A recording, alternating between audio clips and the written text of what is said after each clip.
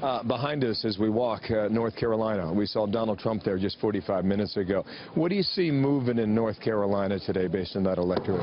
That is a highly competitive state, and it's going to be a great indicator come September of which way this election is moving. I pay close attention to the surveys from there. It's going to be a couple points one way or the other, but whichever way it goes may well indicate how the election goes. You know, Obama took it in 2008. It came back to Romney 4 years later.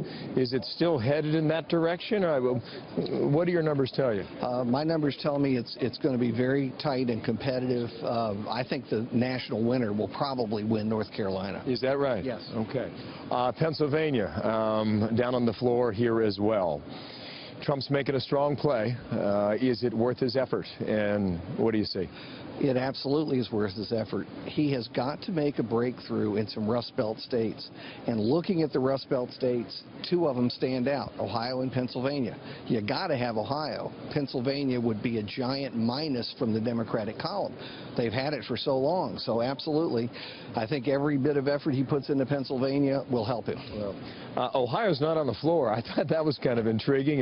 It's up a little bit. Maybe perhaps for the delegates they like that because they get above the crowd here down on the floor. And that's what brings us now to the Sunshine State in the state of Florida.